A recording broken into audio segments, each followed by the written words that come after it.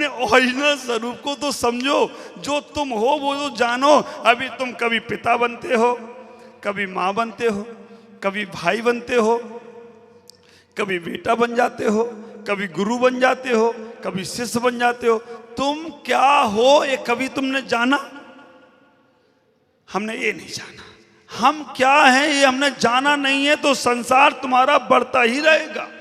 एक बार ओरिजिनलिटी में आ जाओ, रियलिटी में आ जाओ, रील को खत्म करो, रियल में आने का प्रयास करो। 5 मिनट दुनिया को धोखा दो, दुनिया को उल्लू बनाओ, लेकिन अपने आप को कम से कम उल्लू मत बनाओ। अपने साथ तो मायाचारी मत करो। आप विचार करके रखना, हम अपने साथ भी ऐसी ऐसी माया, और जो मायाचारी करके दूसरों को मूर्ख बनाता है वो खुद भी मायाचारी करके फंस जाता है। एक वेश्या दूसरों का पैसा लूटती थी। एक दिन उसके मन में आ गया कि चलो अब मैं पैसा दान पूजा करके थोड़ा धर्म कर्म कर लेंगे।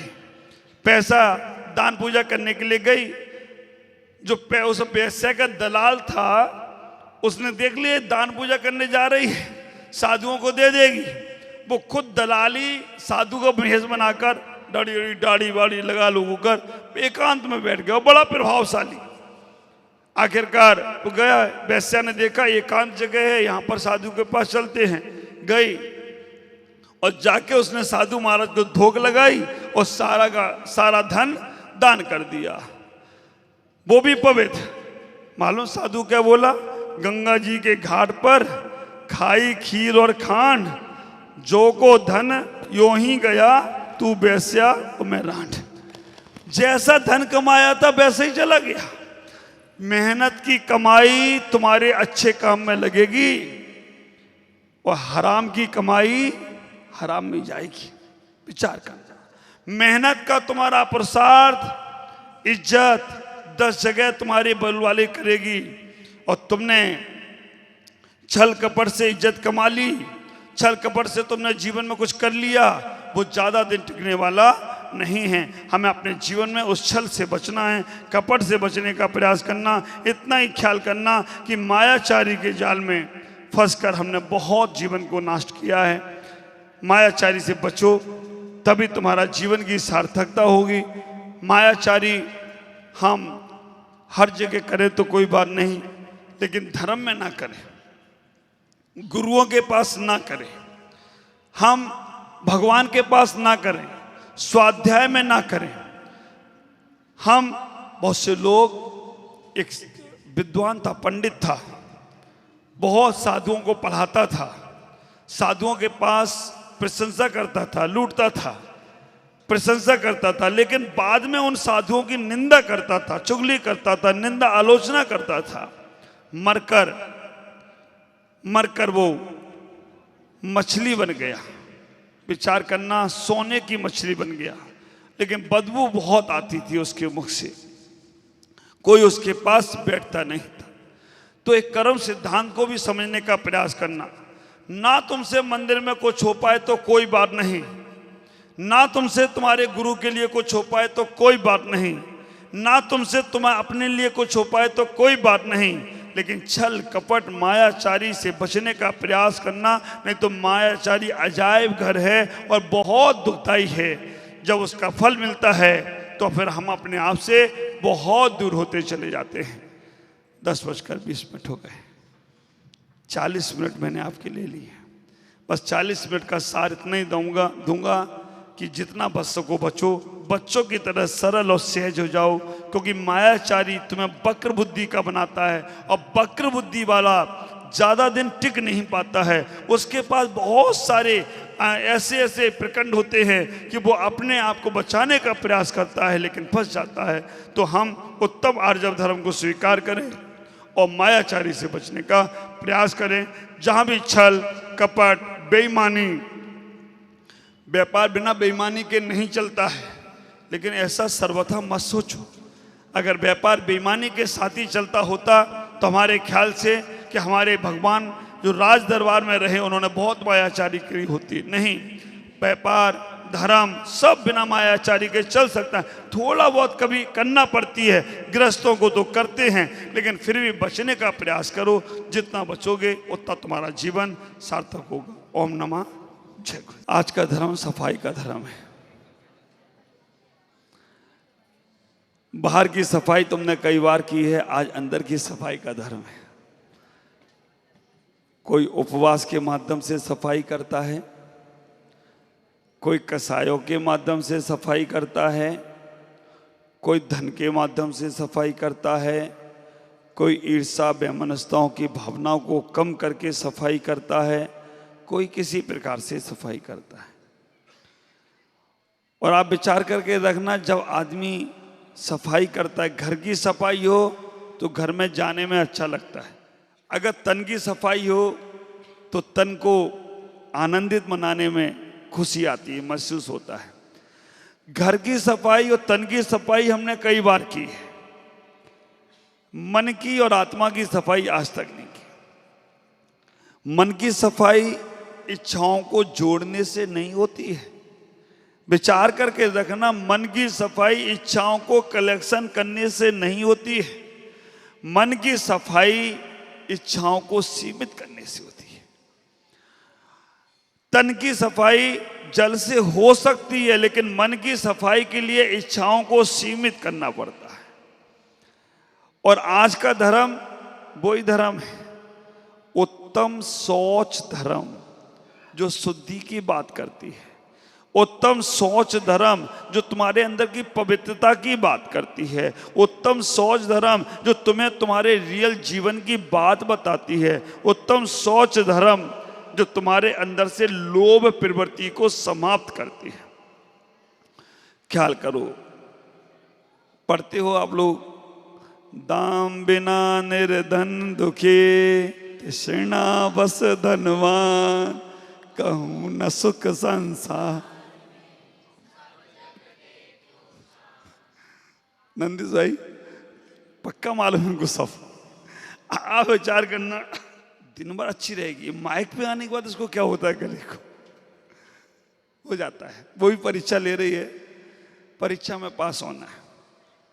आप विचार करना, आपको मालूम है ये बात, फिर भी ये बात दिल में क्यों नहीं घर कर रही।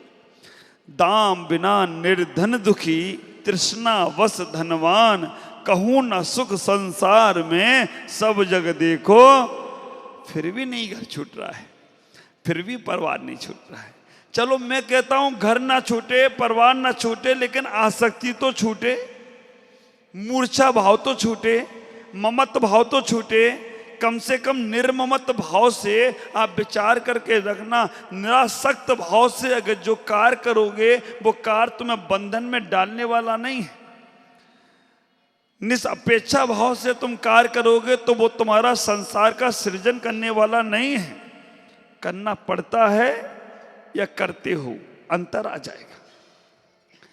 हम घर में रहते हैं या घर में रहना पड़ रहा है, अंतर आ जाएगा। हम भोजन करते हैं, भोजन करना पड़ रहा है, अंतर आ जाएगा। हम पूजा करते हैं या पूजा करना पड़ रही है, अंतर आ जाएगा। हम महाराज के पास स्वेच्छा से जाते हैं या जाना, अंतर आ जाएगा। अब विचार करके रखना, इस शैली को समझने का प्रयास करना। अगर करना पड़ रहा है, पाप की क्रिया करना पड़ रही हैं, पुण्य बढ़ने लगेगा। धर्म की क्रियाएं करना पड़ रही हैं, पुण्य घटने लगेगा। करना पड़ रहा है तो घटेगा। अगर धर्म की क्रियाओं में तुम्हें ये महसूस होने लगा कि मुझे करना पड़ रही है, नहीं करूंगा तो समाज में नाक कट जाएगी, ख्याल करके रखना, वहां तुम्हारा जो पुण्य बढ़ने वाला था वो पुण्य कम होता जा रहा है। और जहां तुम्हें पाप क्रिया में, शादी में कौन जाए, जाना पड़ रहा है, आपका पुण्य सावचेत हो जाएगा, बच जाएगा। बस इतनी थिंकिंग बदल दो, इतनी सोच बदल दो, इतना अपना विचार बदल दो, अपने एटीट्यूड और नजरिए को बदल दो। अच्छी वस्तुओं को देखकर मन में उल्लास आना चाहिए। आचार्य अमित गति ने कहा है, सत्वेषु मैत्रीम गुणसु प्रमोदम। गुणी जनों को देखकर मन में प्रेम का, अल्लाहत का भाव आ जाना है तुम्हारे उत्तम सोच की पहचान बताएगा, पवित्रता को दिलाने वाला होगा। और तुम्हारे मन में अगर हीन भावना आती है अच्छी चीजों को देखकर, तो आपका मन कलुषित होता जाएगा। ख्याल करो, भरत चक्रवर्ती के पास 3 सूचनाएं पहुंची, एक ही समय पर पहुंची। भरत चक्रवर्ती के पास 3 सूचनाएं पहुंची। पहली सूचना भरत चक्रवर्ती को मिली, आप पिता बन गए। आपके पास रानीवास में पुत्र को, रानी ने पुत्र को जन्म दिया है। ख्याल करना, चक्रवर्ती की पटरानी कभी बच्चों को जन्म नहीं देती। क्यों?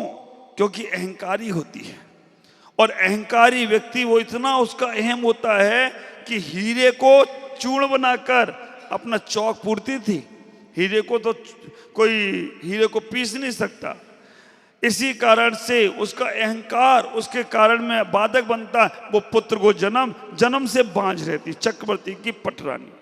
लेकिन जैसे ही भरत चक्रवर्ती को खबर पता चली मेरे रानीवास में पुत्र उत्पन्न हुआ है, भरत चक्रवर्ती कुछ नहीं बोली, ठीक है। दूसरा सैनिक आकर बोलता है, महाराज आपके आयुधशाला में चक्ररत्न की प्राप्ति हुई है। भरत चक्रवर्ती कुछ नहीं बोले। तीसरे नंबर पर एक और सैनिक दौड़ा दौड़ा आया और आकर कहा, महाराज की जय हो। महाराज तीर्थंकर आदिनाथ आपके पिताश्री को केवल ज्ञान की प्राप्ति हुई है, केवल रत्न की प्राप्ति हुई है। विचार करना, भरत चक्रवर्ती ने गले का हार उतारा और गले का हार उतार कर किसको दे दिया? उस सैनिक को दे दिया। उस सैनिक का सम्मान कर दिया। 2 पहले के सैनिक उन्होंने कहा कि यार मैंने इतना अच्छा सूचना दी, पुत्र रत्न प्राप्त हुआ, मेरा तो सम्मान किया नहीं। और मैंने सूचना दी चक्ररत्न, आप चक्रवर्ती बन गए, 60 खंड पर आपकी विजय प्राप्त होगी, और मेरा भी सम्मान नहीं किया।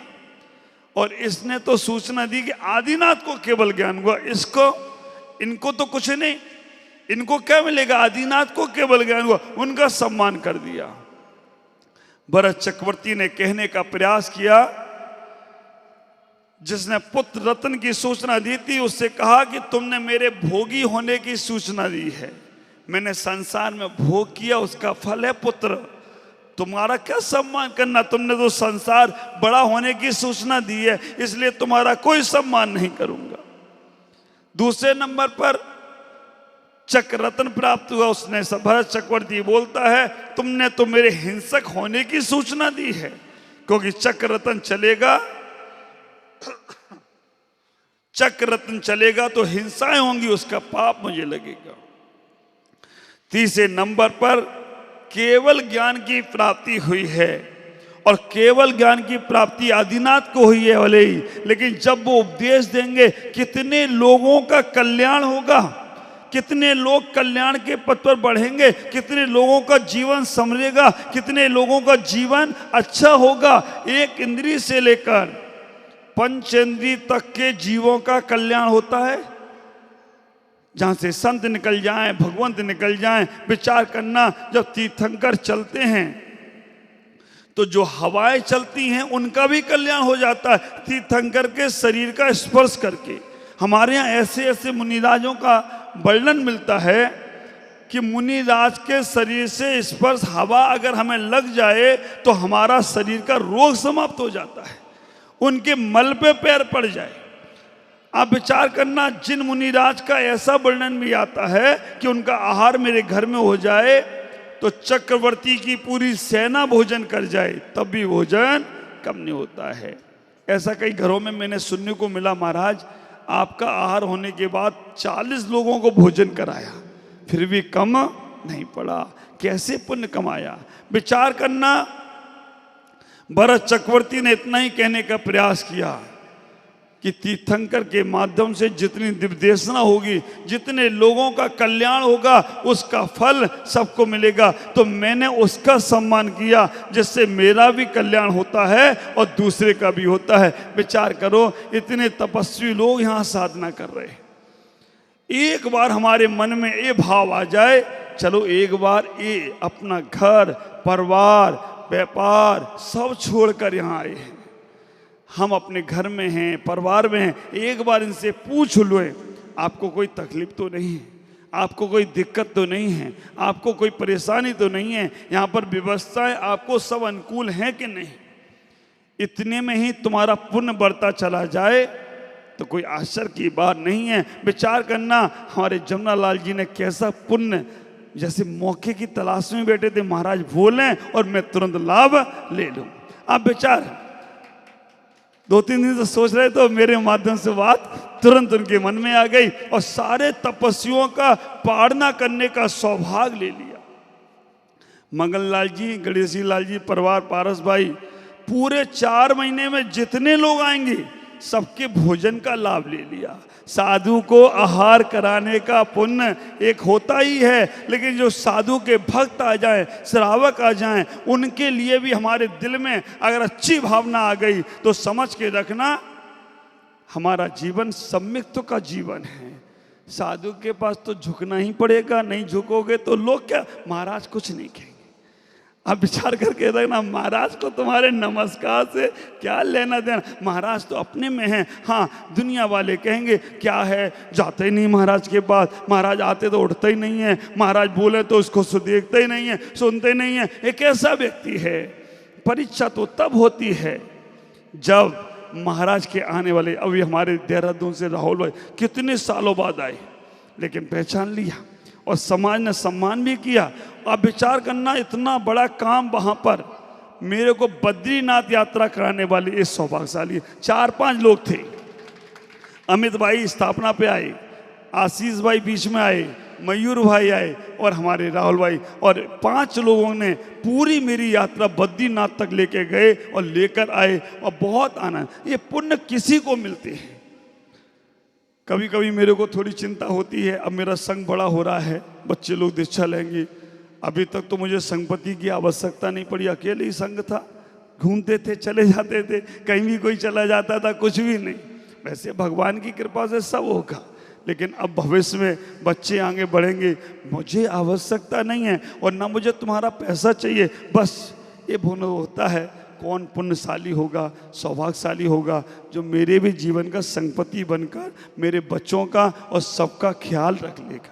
कभी होता है तो मैं सोचता हूँ होगा, कभी कोई आई गई, कोई बोलेगा महाराज मैं आपके जीवन का संघ का संपत्ति बनकर ये पुण्य अर्जन मैं करूँगा और आहार की व्यवस्था और बिहार, कोई बड़े मंदिर नहीं बनवाना मुझे, ना वो कोई बड़े कॉलेज बनवाना मुझे, ना वो। हाँ, 1-2 भाव होते हैं, एक तो संघ आगे से आगे कैसे व्यवस्थित चलता रहे, क्योंकि पंचम काल है। आज समाज की स्थितियां, अकेला व्यक्ति सब कुछ कर सकता है, लेकिन समाज के इतने बंधन हैं कि समाज की व्यवस्थाएं कई बार चरमरा जाती हैं।